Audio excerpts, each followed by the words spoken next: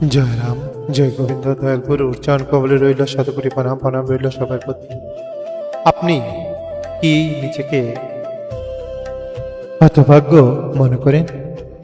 জীবনে কি শুধু দুঃখ আর অশান্তি দেখেছেন? তাহলে আজ শ্রী শ্রী ঠাকুরের বেদবাণীর অমূল্য উপদেশ আপনার জীবন বদলে দিতে পারে। গুরুর আশ্রয় পেলে ভাগ্য ও ভাগ্যের সব হিসাব শেষ হয়ে যায়। জয় রাম, জয় গোবিন্দ। প্রণাম এবং জয় রাম। আজ আমরা আলোচনা করব শ্রী শ্রী রাম ঠাকুরের বেদবাণী তৃতীয় খণ্ডের এক গভীর আধ্যাত্মিক বাণী সম্পর্কে। ঠাকুর বলেছেন, আপনি আপনাকে হতভাগ্য বোধ করেন কেন? আপনি আপনাকে হতভাগ্য বোধ করেন কেন? গুরুর আশ্রয় পেলে আর কি আপনার বলতে কিছু থাকে? গুরুই সকল হয়। জয় রাম, জয় গোবিন্দ।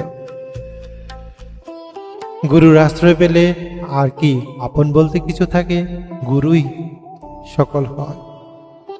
এই কথার মধ্যে লুকিয়ে আছে জীবনের গভীর সত্য।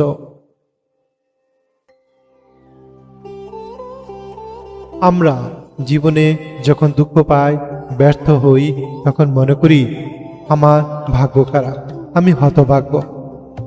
কিন্তু দয়াল গুরু শ্রী শ্রী রাম ঠাকুর বলেছেন, যে মানুষ সত্যিকারের গুরুর আশ্রয় পেয়েছেন তার আর নিজের বলতে কিছু থাকে না। সবকিছু তখন গুরুর হাতে সমর্পিত হয়ে যায়। জয় রাম, জয় রাম, জয় রাম। মূল পত্রাংশটি নিম্নরূপে ব্যাখ্যা করা যেতে পারে, ভুল ত্রুটি মার্জনীয়। এই লাইনটি, নিজেকে হতভাগ্য ভাববেন না। মানুষ নিজের কর্মফল ও পরিস্থিতি দেখে হতাশা হয়, কিন্তু ভক্তের জীবন পরিচালনা করেন গুরু ও ভগবান। তাই হতাশা নয়, আশ্রয় আসল শক্তি। জয় রাম, জয় রাম। এই লাইনটি, গুরুর আশ্রয় পেলে ভাগ্য বিচার থাকে না। দয়াল গুরু বোঝাতে চাইছেন, যতদিন মানুষ গুরুর শরণ নেয় না বা গুরুর শরণ পায় না, ততদিন সে ভাগ্য অভাগ্যের হিসাব করে।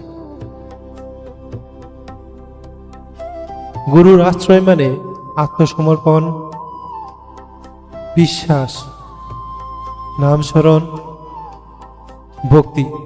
তখন জীবনের সব দায়িত্ব গ্রহণ করেন গুরু। চিন্তা শূন্য, ইচ্ছা শূন্য, অনুভূতি শূন্যই অবস্থায় ভগবত শক্তি। জয় রাম, জয় গোবিন্দ। এখানে ঠাকুর এক গভীর সাধনার কথা বলেছেন। চিন্তা শূন্য, অকারণ দুশ্চিন্তা নেই। চিন্তা শূন্য মানে অকারণ, কোনো দুশ্চিন্তা নেই, কোনো রকমের চিন্তা নেই।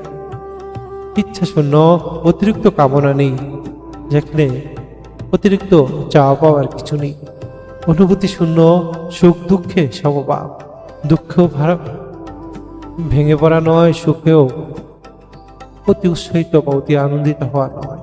অনুভূতি শূন্য, সুখ এবং দুঃখে সমভাব। এই অবস্থায় মন ধীরে ধীরে ভগবানের দিকে স্থির হয়। জয় রাম, জয় গোবিন্দ। শূন্যভাবে নিয়ে মন্ত্র জপ ও গুরুদেন করা। ঠাকুর বলেছেন, মাথা থেকে মেরুদণ্ড হয়ে মূলধারা পর্যন্ত যে সূক্ষ্ম পথ, মাথা থেকে মেরুদণ্ড হয়ে মূলধারা পর্যন্ত যে সূক্ষ্ম পথ, সেখানে মন স্থির রেখে মন্ত্র জপ করতে, সেখানে মন স্থির রেখে মন্ত্র জপ করতে হবে। এটি এক প্রকার অন্তর্মুখী সাধনা। এর ফল হয় আমাদের চঞ্চলময় মন শান্ত, প্রাণ তৃপ্তি পায়, গুরুর কৃপা অনুভূতি হয় এবং গুরুর কৃপা অনুভব হয় এবং ভেতরের অশান্তি চিরতরে দূর হয়ে যায়।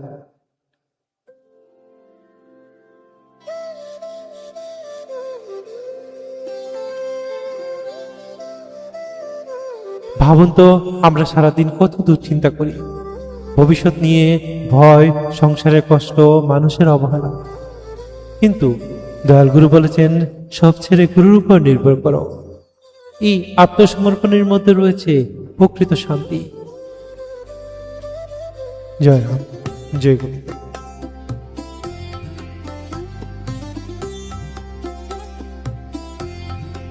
জয়রাম জয় গোবিন্দ 150তম পত্রাংশ বেদবাণী দ্বিতীয় খণ্ড মূল পত্রাংশ পাঠ।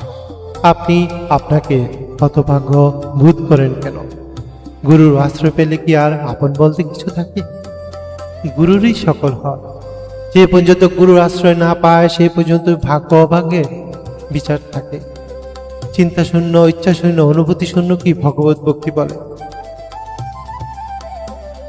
অতএব শূন্যভাবে পিছনে মগজ যাহা মাথা হইতে মেরুদণ্ডের মধ্যে দিয়ে মূলধারা পর্যন্ত নামিয়াছে, তাহাতে মন রাখিয়া মন্ত্র উচ্চারণ করিতে করিতে গুরু ধ্যান হয়। তর দ্বারা প্রাণের তৃপ্তি লাভ করিতে পারা যায়। জয় রাম জয় গোবিন্দ। জয় রাম জয় গোবিন্দ। শ্রী শ্রী ঠাকুর আমাদের এই বাণীর মাধ্যমে শেখায়, নিজেকে কখনো হতভাগ্য ভাববেন না। গুরুর আশ্রয় জীবনের সর্বশ্রেষ্ঠ আশ্রয়।